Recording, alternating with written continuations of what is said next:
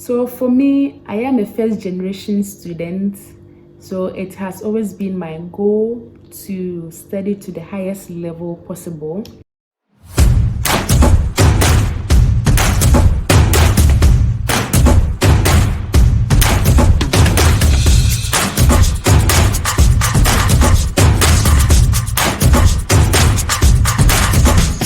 So I got these highlighters from Mendley. It was a gift. Yeah, you know Mendley. For a student, I'm sure you know Mendley. Hi guys, welcome properly to my channel. I welcome you all. I hope you're all doing very well. Thank you all so much for 10,000 subscribers. It's been a long time coming, but I'm so happy we are finally here. Thank you to each and every one of you subscribing, whether you are now seeing my channel for the first time. Please, I will encourage you to subscribe because I have amazing content lined up for you. Finally, school is going to go on break very shortly, so I would have some time to shoot some content for you. So comment in the comment section below any video idea you would want me to, film, talk about, and do all that good stuff, and I'll be so happy to do that for you all. So guys, let me use this time to talk to you about my PhD journey at the University of Ghana. So due to the COVID, ideally, the program was supposed to have started in January, but because of the whole strike action, we started sometime in March, or is it latter part of February? I'm not too sure about that.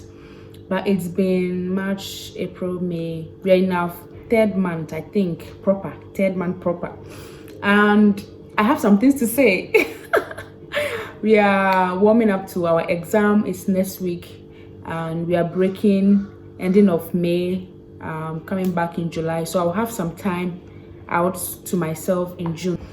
Although I have some activities planned for June, I'm sure I'll have some time to film some videos for you all. So please comment in the comment section below whatever you want to see on my channel, and I'll be so glad to film it for you.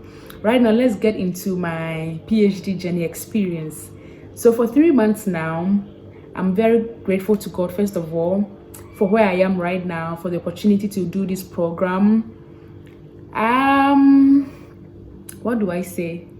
So if I'm looking back at how my educational journey has been so far, with my undergrad, I did political science and linguistics and a little bit of Chinese in my first year. In my master's program, I did communication studies, and in the PhD right now, I'm doing African studies. I know, right? So the dynamics are changing at every level. So with African studies, I realized that most of the things are what actually happens around us. Of course, African studies, we are Africans and we know our story proper, right? But I find myself learning, unlearning, and relearning. I mean, this is what I tell people all the time. I find myself learning, unlearning, and relearning. Why am I saying this? Because the little things we all think we know about ourselves, our community, our traditions, history, culture, whatever. In fact, to some extent, we will know something, but to the larger extent, we don't know anything at all. So I find myself unlearning so many things, but I'm happy I'm doing so.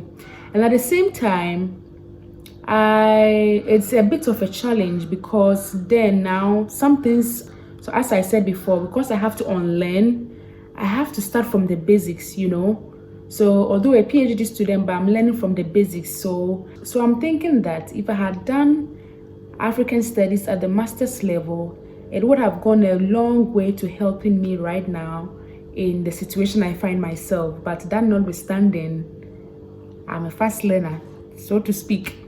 So I try to read almost every day to acquaint myself with the many new terms I'm learning and all of that. Another thing is how demanding PhD in itself is like. You would have to read, and write a lot. So it's the opposite side. Your lecturers are not going to give you lecture notes. They're not going to come to class and no, we are all sitting down, we are talking. It's a discussion forum. So you come to class, your lecturer will give you the course outline at the beginning of the semester to let you know what the course is about, what you'll be studying every week, So you get to prepare yourself before you come. If you're lucky, your lecturer will give you some materials to read. If you're not, you would have to go and look for the materials yourself and do the readings, because when you come to class, you're expected to contribute not just to what someone is saying, but come up with new ideas so that we can all move on successfully, because almost everyone is doing that. So if you don't read and you come to class, you will not like it. Let me just leave it there. You will not like it. Initially, I thought I was going to go to campus almost every day for lectures and get busy. I am busy, right? But I'm busy at home or at the library. So you don't get to walk around a lot. You don't get to do up and about. You're mostly seated at a particular place, reading and writing. That is what PhD is about. You research a lot. Yeah. So far, so good. Would I encourage people to sign up for PhD? Yes. Depending on what your goals in life is all about. Depending on the fact that you have the money for the PhD program, because it's not cheap. So for me, I am a first generation student. So it has always been my goal to study to the highest level possible. So yes, I didn't see this coming anyways, but I'm happy I'm doing it. So if it's part of your goal as a person, your purpose as a person, why not just go ahead and sign up for it? And as I always tell my friends, Jeremiah 1 verse 5, the Bible said, before you were born, he knew you. Before you came out of your mother's womb, he sanctified you and selected you to be a prophet. So like I'm saying, if it's part of your life's journey, if it's part of your destiny, please go ahead and do it. Don't let anything take you back. Don't fret. By the grace of God, everything will fall in place. So yes, if you're also a first generation student, supposedly a secondary school student, and you're thinking of coming to the university, please do come. I can mentor some of you. Let me know in the comments section if you want me to mentor you, so that you can take the right path even when you come to school as a fresher, so that you can make all the right decisions and do all the right things you need to do to pass and pass well. Because mind you, if you want to do a master's program, if you want to do a PhD program, particularly abroad, you have to do well in your undergraduate, courses. Let me know if you want me to mentor you to be the best version of yourself, okay? See you. I hope this video in one way or the other has enlightened you. I didn't really prepare for this video, so I'm very sure I'll leave certain things out. But whatever it is, I'm always here to, answer your questions.